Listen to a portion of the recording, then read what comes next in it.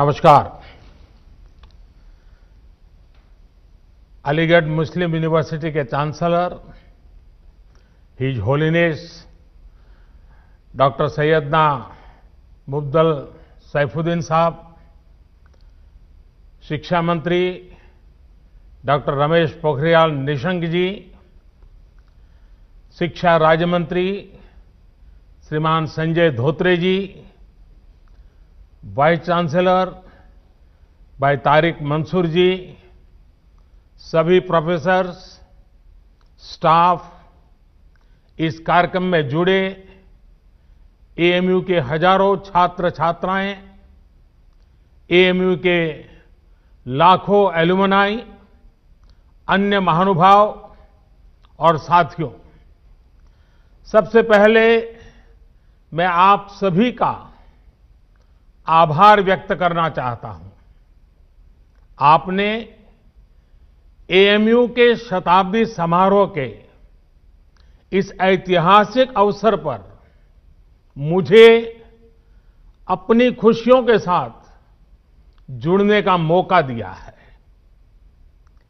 मैं तस्वीरों में देख रहा था, century gate, social science department, mass communication, तमाम विभागों की बिल्डिंग्स को खूबसूरती से सजाया गया है। ये सिर्फ बिल्डिंग नहीं है, इनके साथ शिक्षा का जो इतिहास जुड़ा है वो भारत की अमूल्य धरोहर है। आज एएमयू से तालीम लेकर निकले सारे लोग भारत के सर्वश्रेष्ठ स्थानों पर और संस्थानों में नहीं, बल्कि दुनिया के सैकड़ों देशों में छाए हुए हैं। मुझे विदेश यात्रा के दौरान अक्सर यहां के एलुमनाई मिलते हैं जो बहुत गर्व से बताते हैं कि मैं एएमयू से पढ़ा हूं। एएमयू के एलुमनाई कैंपस से अपने साथ हंसी मजाक और शेरो शायरी का एक अलग अंदाज लेकर आते हैं। वो दुनिया में कहीं भी हो, भारत की संस्कृति का प्रतिनिधित्व करते हैं। प्राउड अलीग्स, यही कहते हैं ना आप लोग। पार्टनर्स, आपके इस गर्व की वजह भी है। अपने 100 वर्ष के इतिहास में एएमयू ने लाखों जीवन को तराशा है, संवारा है, एक आधुनिक और वैज्ञानिक सोच दी है। समाज के लिए, देश के लिए कुछ करने की प्रेरणा जगाई है। मैं सभी के नाम लूंगा तो समय शायद बहुत कम पड़ जाएगा। एएमयू की ये पहचान, इस सम्मान का आधार उसके वो मूल्य रहे हैं जिन पर सर सैयद अहमद खान द्वारा इस संस्थान की स्थापना की गई है। ऐसे प्रत्येक छात्र छात्रा और इन 100 वर्षों में एएमयू के माध्यम से देश की सेवा करने वाले प्रत्येक टीचर प्रोफेसर का भी मैं अभिनंदन करता हूं। अभी कोरोना के इस संकट के दौरान भी एएमयू ने जिस तरह समाज की मदद की वो अभूतपूर्व है। हजारों लोगों का मुफ्त टेस्ट करवाना, आइसोलेशन वार्ड बनाना, प्लाज्मा बैंक बनाना और पीएम केयर फंड में एक बड़ी राशि का योगदान देना समाज के प्रति आपके दायित्वों को पूरा करने की गंभीरता को दिखाता है। अभी कुछ दिन पहले ही मुझे चांसलर डॉक्टर सैयदना साहब की चिट्ठी भी मिली है। उन्होंने वैक्सीनेशन ड्राइव में भी हर स्तर पर सहयोग देने की बात कही है। देश को सर्वोपरि रखते हुए ऐसे ही संगठित प्रयासों से आज भारत कोरोना जैसी वैश्विक महामारी का सफलता से मुकाबला कर रहा है। साथियों, मुझे बहुत सारे लोग बोलते हैं कि एएमयू कैंपस अपने आप में एक शहर की तरह है।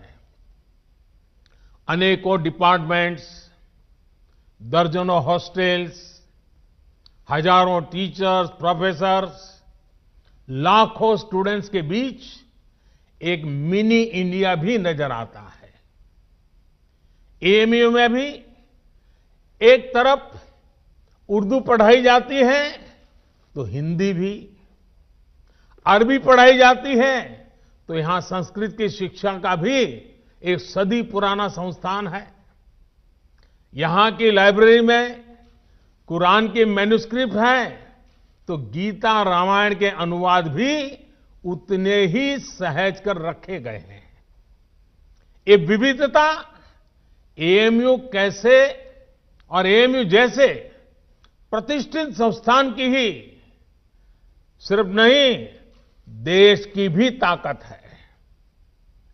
हमें इस शक्ति को न भूलना है, न ही इसे कमजोर पड़ने देना है। एएमयू के कैंपस में एक भारत श्रेष्ठ भारत की भावना दिनों दिन मजबूत होती रहे, हमें मिलकर इसके लिए काम करना है।